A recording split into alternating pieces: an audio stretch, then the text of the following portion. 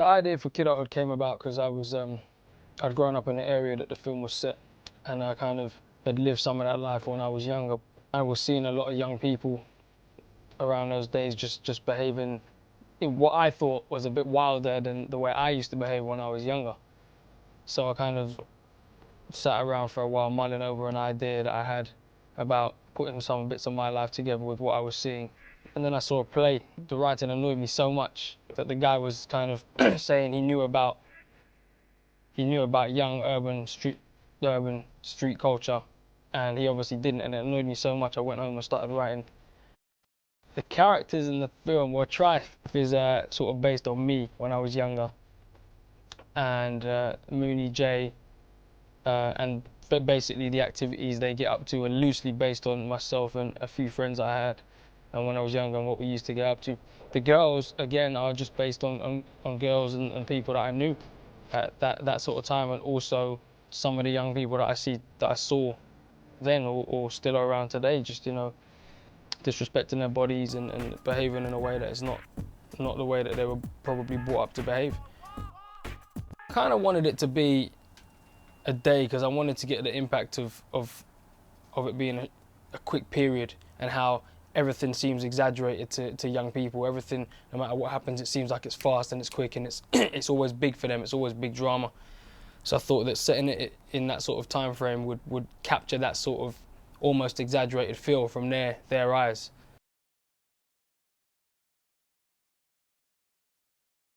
I wrote the script and I had it sitting on my computer, and I just showed it to a few friends, and one of the guys, Ray Panthaki, said he knew a director called Hoods that he'd worked with on a short film called Jump Boy. I first heard about Kidulthood when I got a phone call from Ray Panthaki. I was in LA, and Ray went, "Oh, you know, I've got this script I want you to have a look at." So I was like, "Yeah, okay, sure, send it over." And as soon as I read it, I was quite blown away by it, and mainly because it was just what I'd been looking for. I'd done this short film called Jump Boy, which everybody knew me from, and I was looking to make a feature film, but with a very sort of hard urban edge to it. And here it was on my lap, and so I made that sort of decision right there and then that whatever else I was going to do with my life, I was going to make this film. I think within 2 weeks, Hoods responded and said that he was interested in doing it, and then I think a couple of weeks after that he flew back from LA, and we had our first meeting with him, and you know, he seemed like an alright guy. He was like, "I'm going to make this film." I was like, "Whatever, man.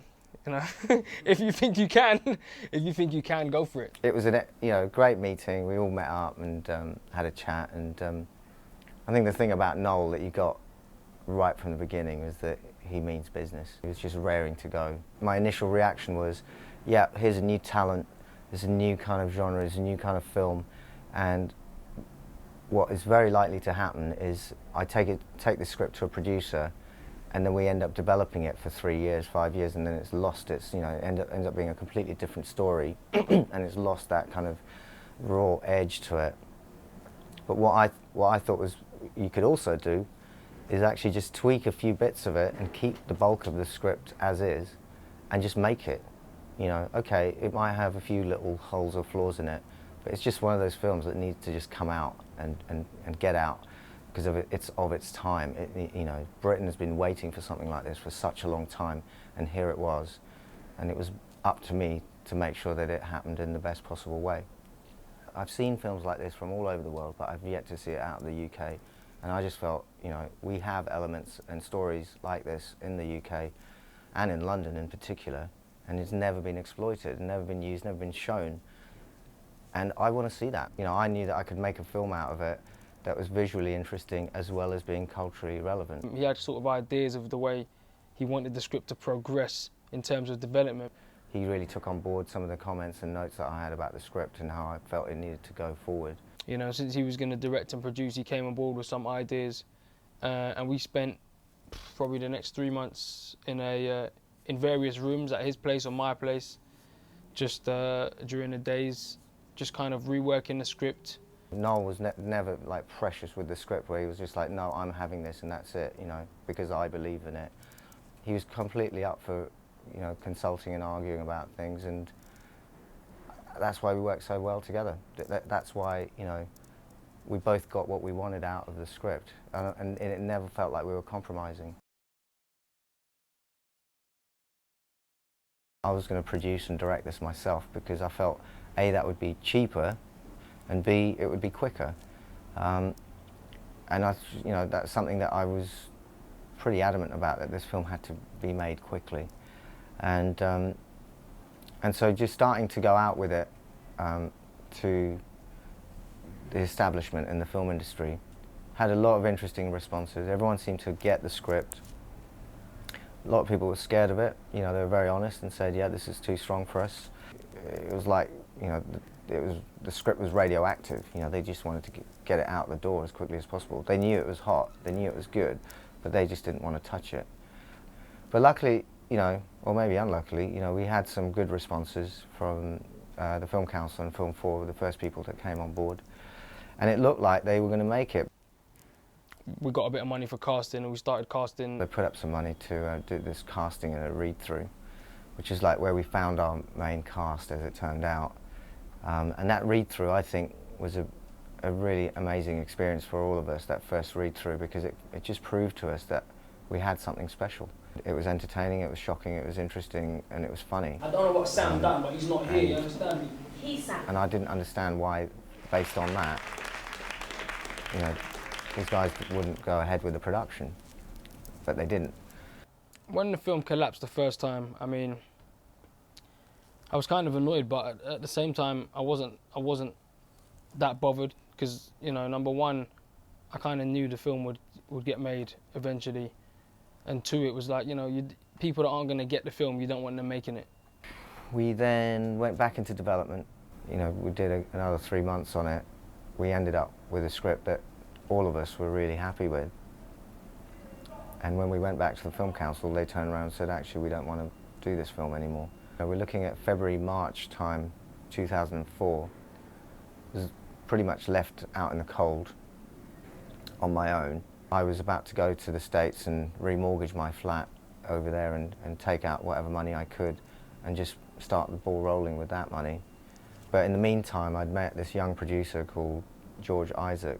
I had seen Hoods' short called Jump Boy, which was very much what was needed from a director in order to translate this script into a good film, and also the script itself, which I thought was unique, but the combination of the two was something that appealed to me. He's a young producer, and he was like, you know, I'm really feeling this film, I'm feeling what you guys are doing, I'm going to make this film. And then he kind of did, you know, he raised the money through private investors, and he got the film up. So essentially he took over the role of putting the financing together for the film. And I'm trying to just basically give him as much support and resources in order to basically pull this project together. In the meantime, I'd made the decision, you know, which I guess turned out to be the right decision, that I was going to put the film into pre-production.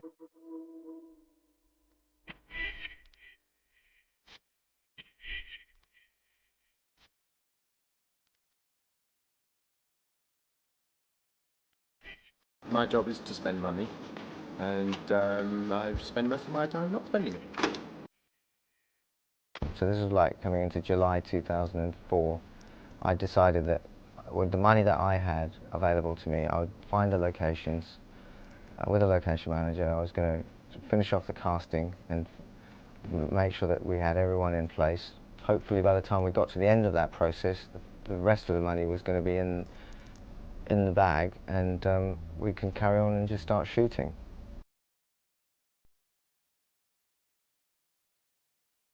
Hoods was determined to recast the film. I was like, dude, we don't need to recast the film, we got our actors, but he was like, no, I want to recast it, I want to recast it. The Becky character, the Mooney character, and the Jay character, the actors there, I've said from last year, they should just be offered the parts, but obviously Hoods has to, you know, to make the film the best it can be, he has to cast it.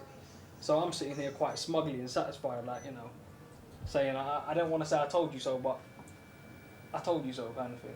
But No, but I'd be very happy if we'd gone through the process and ended up with those same kids. Because it would just prove to me that you were right. That I was going to go into the production with the right kids. Yeah, I was quite opposed to this at the time, because I thought that, you know, we had the people we had, but, you know, he had a valid point that it was a year it was 8 months later, and some of the people might be different. There might be new people. It was like amazing because it was something that I expected I'd never ever would happen to me. Bearing in mind it's my second job and it's my first really main part in a film, because I've had little parts and it's not enough to get a buzz off, it's not enough to feed off. Because I was just doing A-level drama, didn't really have a thing in like acting. I didn't think I'd go in into it, and then getting the role was like really shocking. Because we ended up with, I think, 5 of the 6 kids we originally had, but the most important part, which was Alyssa, we ended up with a new actress, Red Madrell, who was actually the best girl for the job. And if Hood hadn't asked for the recast, which he constantly tells me, we would never have found Red. I was like convinced I didn't get it because I was in a rush and I needed my script. So I was just, when I got told, I was really like, oh my goodness, it was a real big shock. I was so excited. I'd gone around telling everyone, oh, I'm in a film, I'm in a film, I'm in a film. I'd just gone around telling everyone, all my friends. The thing about casting a film like this is that it's you know, it's full of young characters who are quite street. You know, they walk and talk in a certain way. I've grown up with kids like Jay, and I just kind of thought in my head I can bring that to the screen. So there is no agency that you can just ring up and go, yeah, I want to get X, Y, and Z to come in for casting. You know, to come and play these roles. We've never seen any characters like this in any other film in the UK. So you're going to have to go out and find these kids. We all went to this big kind of open audition in Warren Street, and you had about 300 kids, non-actors. I hadn't written any part for myself, but at first when we started casting, I thought, oh, you know, it'd be good to play Trife, but obviously I was getting too old for that. I really wanted the part of Trife, do you know what I'm saying? I really wanted that character. And I thought to myself, a lot of people could play it. You know, I just kept thinking of other actors that I know that could play it, and I really wanted it. You know, I was hungry for it. So there was a bit of a, like, difficulty for me to go to the casting, which made me more nervous to know that everyone else knew each other, probably seen each other, practiced, and I was there by myself. So it was a bit nerve-wracking. We had these open castings. We went to colleges and schools and drama courses, and essentially did all these workshops. It was a lot of fun, the workshops, and it kind of I just wanted to bring that kind of realness to that workshop, so I just kind of went for it. We then took the best of those and then gave them this one scene. Everybody had the same scene, and to see if they could actually read and, you know, translate that performance into a written scene. And then we took the best of those guys and girls and gave them the whole script and got them to come in and read for specific roles. And it's that sort of film where it's got to be real, otherwise it's going to look shit. So, and the realer it looks, the better it looks. And these people are real, we're all real. And we're just doing what we know. Like, we know these characters because we've been to school with them, we've hung out with them, we've seen them, we've had rows with them. I kind of said, well, I want to throw my hat in to play Sam, and even then, Hoods wasn't necessarily agreeing with that. Noel would be throwing himself into these improvised workshops, and you know, just to help out and, you know, make the numbers work. He was kind of like, nah, you're too small, you can't play Sam, whatever, you know. So I kind of just sat back and said, well, I want to, but we'll see what happens. And I just remember seeing him the first time bullying these kids who were maybe slightly bigger than him or whatever, and I just knew that he had to play Sam.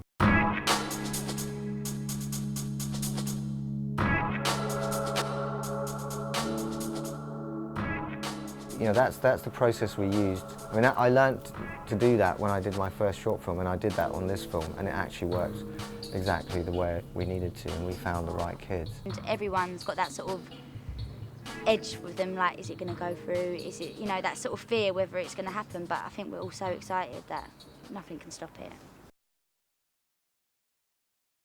it. He called me at something like 8 o'clock last night, the day before the shoot, saying, can you fax me the list of deliverables? We're just about to sign off on the deal.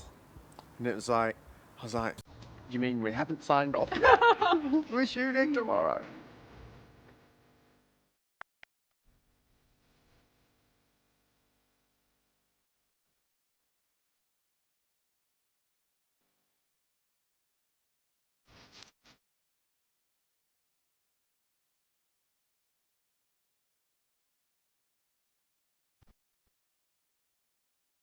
This is his first feature, this is my first feature, you know, so, you know, we're both kind of on the juggernaut the filmmaking together, really, and we'll see where it takes us, hopefully. We knew we had about £600,000, but I knew how Hoods likes to work and how he likes to shoot. And it was a question for me of coming up with a crew that will prepare to work under those conditions. I'm sure Brian would like to show the whole world what you can actually do on such a small budget, and Brian himself is an amazing DOP, and the way he frames stuff and his whole kind of composition of shot is, you know, outstanding, and that coupled with the locations we've managed to get, because we have a superb location guy, and shooting it on 35 and being under the pressure we are in the 27 days is an amazing feat, really, if we can pull this off. There's a long way still to go. We shot the film using, what was it, two transit vans and a camera car, something like that. I mean, we just piled into these vehicles and moved around London from location to location, shooting and moving all the time. This is probably one of the toughest schedules you could ever do, 27 days, 100 pages on a 35mm shoot with 600 grand is bordering on, you know, probably the hardest thing I've ever done, and I'm sure that most of this crew's ever done, so, but they're pulling through, and that's, you know, tremendous credit to the crew and to Hoods. Camera. And action! Most of the places that I thought of in the script actually ended up in the film. This is Tri's room. This is Tri's room, which in reality, about years and years ago, was actually my room. It's just what the script needed. You know, we wanted to shoot this film in West London. We wanted to shoot it in Ladbroke Grove. We didn't want to have to go to South London because it doesn't look the same. Now people understand why we had to do it like that, because, you know, my location manager was going, oh, you know, if you want to do a scene like that, we could go to this place. It was much easier. If you want to do this, you can go to this place. And I'm like, no, but I don't want to go to those places. I want this shot outside the Ladbroke Grove tube station. You know, I want to shoot it on the Hammersmith and City line. I want to shoot it at Royal Oak. You know, I want to shoot it at Oxford Street. These are the places I have to shoot this film, because it actually really brings you the look of the film.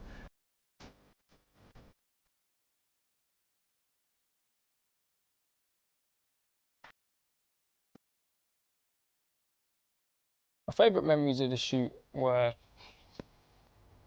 probably the first day when we did this, the first 2 days when we did the school stuff. We did all the bullying stuff. Probably because it was like, you know, it was the first 2 days, you know, and it was like, hold on a second, this thing I wrote, sat down on my computer and wrote, you know, in between acting jobs, is actually getting made, and I'm in it. This is the first day, and basically we had to meet here we actually had to go to the studios for about 7. It's been quite a nice day. I've got to know a lot of the cast, the rest of the cast, like extras and everything. Like, we've just been having a right laugh, really. Because it was such a relaxed feel on set, you were able to just perform quite well because everyone was so relaxed. The shoot itself was great. I mean, it was hectic because, you know, we were shooting on a low budget, and you had some people that weren't actors, and when the boys got together, they could be quite rowdy. That gets famous one, yeah. I'm taking it home. I'm gonna put it in a box. A clear glass box. Yeah, you're gonna pick it up. I'm gonna pick it up, and this is gonna be collected. For me, playing the bully was quite fun. You know, I enjoyed it. I mean, you know, I don't like bullying in real life or anything like that. But as an actor, who's played, you know, nice guys and scared guys, for me, bullying the boys was quite fun. Fuck you talking to, blood? It was also a way to sort of vent frustration, because when they were getting rowdy and you couldn't always get them to behave, you know, I knew that I had a bullying scene coming up. I could really sort of slap them around a bit, treat them with a bit of disrespect, which is always a bit of fun, you know. So I kind of like that. I mean, the only stuff I didn't really like as a person, and you know, was the character was bullying the girls.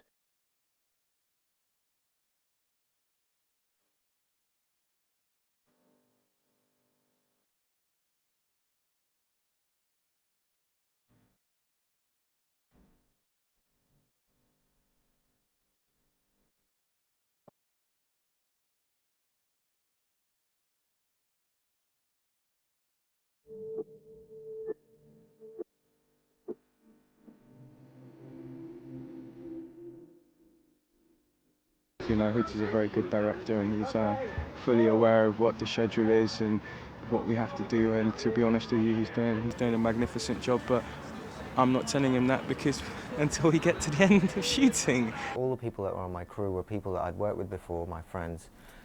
I felt so supported, and people just got on with it, and they just did great work, you know. And I was just there making sure that what I was getting was just gold dust. Working with Hood was great. I mean, he's a quiet guy, but he knows what he's doing. You know, he stays focused. People think I'm pretty low key on shoot and I don't say much.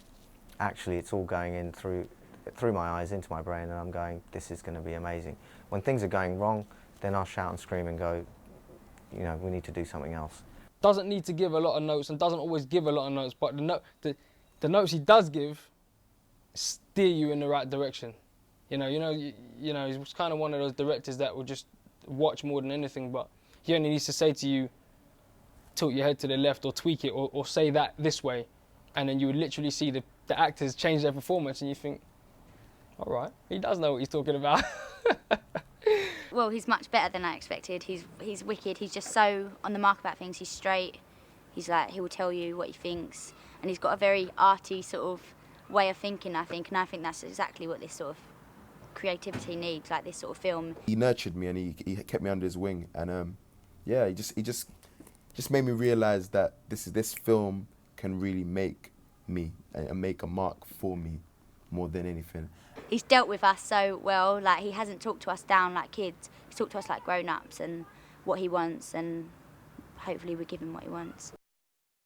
There's a scene, one of my most demanding scenes in the film, where I go as Trifer. He goes and cuts this guy's face, and that scene was really, really important to me that I got that right. I mean, I sat in my home the whole day, and I was listening to angry rap music, you know what I'm saying, anything to kind of get me in the mood. And then I came on set and I didn't speak to no one, and the director kind of supported me on that. He doesn't really get excited about too much, you know. He's quite a cool cat. He doesn't really get excited about much until he's seen what he wants, you know what I'm saying, and then he just comes over to you and goes, yeah, you did it, yeah. In terms of directing, that for the budget we had, he made the film look the way it looked. You know, because, you know, you defy anyone to say it looks under 2.5 million or whatever like that, and, you know, it's just because people like Brian and Hood just knew what they were doing. And if you have a team that knows what you're doing, and you have people that are committed to the job 100%, then you get the results. You can take a script and budget it and go, yeah, we're going to shoot this in 8 weeks, and, you know, we're going to need this, this, and this, and it's going to end up costing $1, $2, $3 million. Or you can go, well, actually, we've got this much resources. What can we actually do? And by putting yourself in that position, I think it's a much more of a mental challenge. It's much more exciting and interesting. And actually the film develops its own kind of nature and its own style, which a lot of American independent films have. And that's where they get it from, is because they do it, because they've only got the money to do what they can do. And that's what you see the filmmakers overcoming this, and that's the interesting thing. And I wanted that on this film, and I think we managed to do that and pull it off. We're doing a scene in the bedroom with the boys where Sam comes home and discovers them in the room. You see you, Claire? I'm gonna shove this back so far up your pussy. I was meant to fall short of a hit when I hit Sam on the head, and actually clocked him. Oh shit. And you can see he hits me and keys fly off the keyboard and everything, and the reaction, oh shit. And if you see it, I'm like, oh shh. When they react, that's the real reaction of the actors. And there was a brief pause before I think Hoods or myself on the floor said, carry on, and then they started doing the stamping. So, I mean, the reason that scene looks so good when he hits me is because he actually does hit me, and the reaction he gives is real as well. But I got him back. Out of nowhere, Sam comes and hits Trife, and he knocks him down, and they kind of padded me up with all the pads and stuff like that. But I felt you feel the licks, man. I was winded, and Noel Clarke, I knew he was going to go for it. You know what I'm saying? I knew he was going to give 100%, and he had to. You know what I'm saying? Just like how we had to. And the pain was real. The pain in that film was real. When I'm getting choked to the back, I'm like, Sam, leave me alone. And I mean, the pain is real. The pain was real. The whole sequence on the tube, the whole platform, on the tube, the bullies getting on, them getting on the tube, and then getting off and, vomiting on the platform. All of that was done between 10 a.m. and 3 p.m. on a weekday. Shooting on the hoof with a crew that was jumping on and off these tube trains. We had a carriage to ourselves, and we would get on that, and as soon as the train started rolling, we'd start turning over and start shooting. And as soon as we got into a station, we would stop. And as soon as we went off again, we'd start shooting again. And we had to, and then on the way back, we would jump onto another, and then we'd all get off at Royal Oak, and everybody had to get off. All the crew, all the equipment, we all had to jump off, and then go to the other side of the platform, wait for a train to take us back to Hammersmith, and we would then go into a carriage that wasn't ours and see if there was anything we could film on that, and by taking over, you know. Obviously, we had the London Underground people with us, so they were helping us. But doing that and going round, we did that. All the stuff on the tube itself, on the train, was done in about 2 hours. The body cam shots in Oxford Street at night time, or any of the Oxford Street stuff, was again quite an extraordinary achievement considering what a low budget we had. I think it really worked. You know, those body cam shots are sort of some of the more interesting visuals that we've got, and to be able to do it in such a well-known location. And you know, one of the things I love is when Ameel runs out of Uncle Curtis's and he's just like he's running so fast that the camera's moving all over the place. But then when he sort of bends down to vomit, you see these lights, these big skylights in the background, up in the sky, and they're actually, you know, they look like, you know, we chose that location for that, but it just happened because that's the Christmas lights that we got on Oxford Street that year. That's what they were doing, and it just gave that image such an amazing kind of magical quality. The fact that we got to the last day and no matter what, it was all in the can, and it was all there. We'd done it. That was a nice day as well. The great thing about the film actually coming out in the cinemas was it just proved all of us right. You know, we set off to make this film because we really believed that there was an audience for it out there, and you know, it's the kind of film that kids want to go and see. It's the kind of films we wanted to see, but you know, we were up against a lot of resistance from the industry to not make a film like this and to conform to other kinds of films, and we just ignored that. You know, we stuck two fingers up at them and just went ahead and made it, and we did it in our own way, and that's the best feeling about when it actually came out in the UK cinemas and got the amazing press. It was the subject matter and the topical issues in the movie that were really creating the attention. You know, people were saying, "Are young people really like this? Does this really happen?" Journalists were going onto political programs saying no. And then young people were going, well, actually, yes. And if you paid attention to us, you would notice. And it just became this huge sort of platform for people to discuss and talk, which I think was a good thing because you know what? The whole point of the film, you know, I always said, if it got one adult talking to their son or daughter, then I'd done my job. And the country was talking. So for me, that was a big deal. It really made all of us go, told you so. That is what we've been talking about, you know. I always knew that in the weird realms of my mind that if a film I wrote ever came out and it was this film, that it would do what I knew it would do, and that was create attention. Because, you know, it was one of those films that would. And I knew people would see it because it was something I wanted to see. And if I want to see it, then there's got to be many other people that want to see it. And they did, and you know, they flocked and people saw it. You know, we were only put out in 40 screens, and they were full. Considering the release that we did have, I think we did an outstanding business, you know, in the time that the film's been out. Yeah, I'm proud, but I don't really get excited because, you know, I know what Hoods and I went through working on it. I know the struggles we had to get it made. I know the struggles we've had since we got it made and how many people tried to stop it coming out. The aftermath of the film actually being made and coming out, that actually suddenly it is becoming an important film in the British film landscape. It's had its time, it's made its mark, but actually this isn't going to go away. The bottom line is we got it out and it did well. It did very well. And you know, the reason I don't get excited about stuff about it is because, you know, if people think that we've done well now, they should see what we got planned.